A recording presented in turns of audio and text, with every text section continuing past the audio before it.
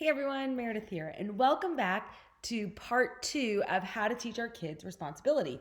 And in our first video, we talked about the 3 essential steps that we need to take when we're teaching our kids responsibility. And remember, responsibility is really giving them decision rights, that they have control over a situation, and that they're ultimately responsible for the outcome. And the 3 essential steps that we take are: first, we clarify expectations so that they know what's expected, when it is expected. That we set appropriate boundaries. So what can they expect from us? How are we going to help or not help? When are we available? Whatever that is, that we can participate without resentment. And 3, make a plan. And that's really letting them make a plan. And that's where I want to talk about today, because that's one of the hardest parts about teaching responsibility, is actually letting our kids make a plan, because very often they will not make a great plan to start off with. Sometimes they surprise us and their plan's great, but more often than not, they don't. And that's one of the things about responsibility, is remembering it's a life skill that you gain through both getting responsibility and failing at responsibility. And so I'm going to share a real life example of what to do when our kids don't act responsibly. When their plan is bad, or they don't respect the boundaries, or they miss the expectation, things like that. So I've been using a real life example of homework with Imogen. And so we clarified expectations with her. Her homework is due on Thursdays.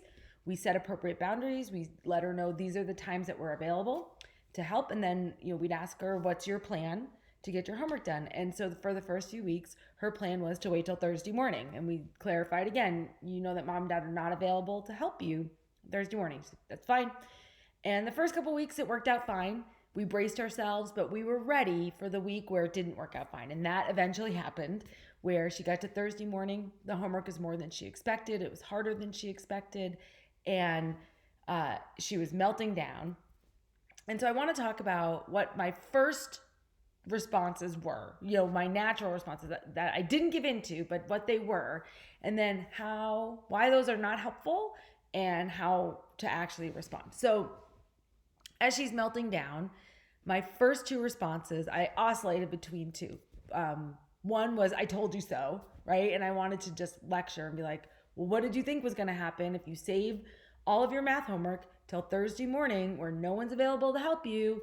You set yourself up, right? And so I wanted to kind of pile on. And that's, in many ways, we call that piggybacking, when you add a jab to a bad situation. Because somehow as parents, we think, if we add a little shame or blame or make it a little more painful, then they'll learn, which is actually not true. Because what happens is, when we go that route, we take them out of the learning moment, because now they're defending themselves against us, against feeling shame, against us being mean, and they're no longer thinking about their plan or their decision or even the consequence of their decision. They're thinking about their interaction with us. So that is an unhelpful reaction. Luckily, I didn't say it, but everything in me wanted to. And then the other reaction that I had, that's also really natural, is I wanted to rescue. I wanted to break the boundary that we set up and be like, okay, I'll help you just this once. I'll jump in and help you. And in that way, that's not helpful either, because then you're rescuing your child from the decision that they made. And both of those, when we go to like, I told you so, or piggybacking, or we go to rescuing, we are actually enabling our children to be irresponsible. Because enabling is when a parent gets in between a child and the consequence. So when we get in between the child and add a jab, we're not actually allowing them to deal with their consequence. We think we need to add into it. Or when we get in between and we rescue, we're also not teaching responsibility. And so we are enabling them to be irresponsible. So in those moments, and we're going to talk about why it's so important to allow our children to struggle through those moments tomorrow and what they gain from it tomorrow. But I want to talk about today.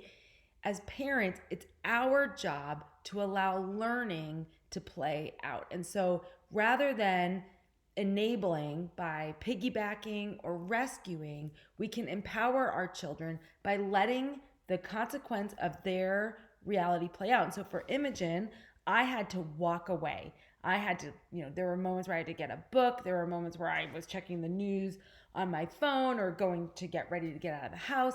I just had to walk away from the situation and be able to say, I'm so sorry. I can see that you're really stressed. And that's it.